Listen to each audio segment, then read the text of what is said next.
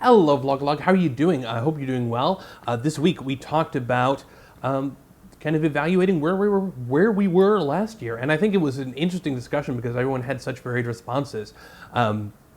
It feels like there were kind of two sides. There were the sides of like everything is different, and the side of things are mostly the same.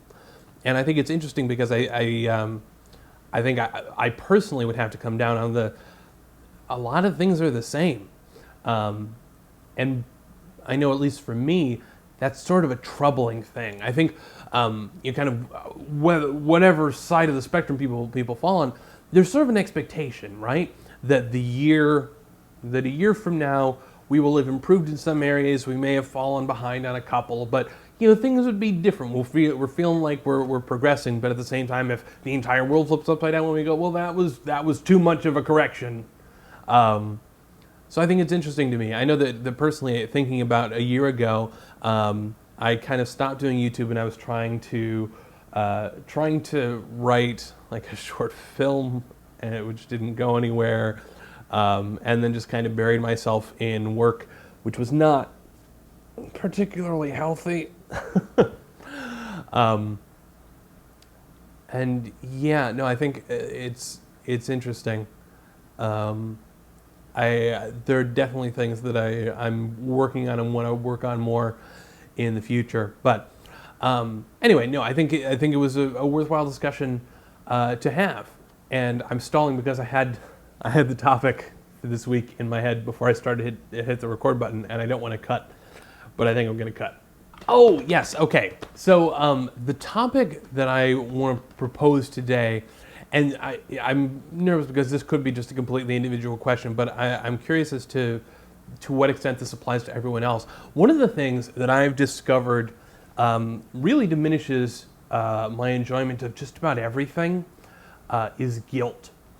When if you throw something up on Netflix, I'm gonna publish this video to Netflix. If you watch something on Netflix, or you play video games, or you read a book, or whatever, I know that for me, there's always that feeling of, well, there is stuff that you should be doing, that you should clean, and you should, be eating better, and you should be writing, and you should be making videos, and you should be working, because that stuff is behind, so you should go and work on that.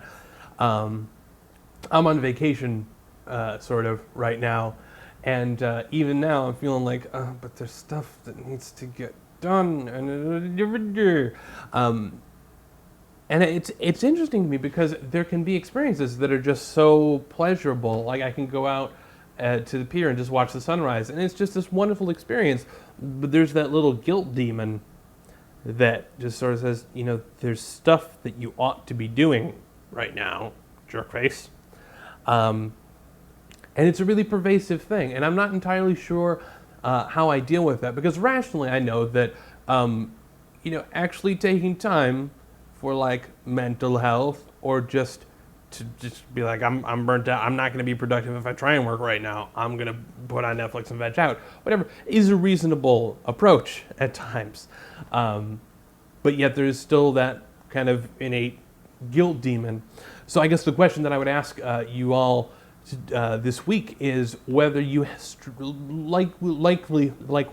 likewise struggle with guilt, or whether you have other demons. I think, let me broaden it out.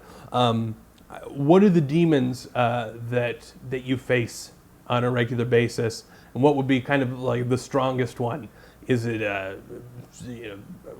I don't know, a depression demon, an anxiety demon, a guilt demon? Because I think guilt is distinct from anxiety.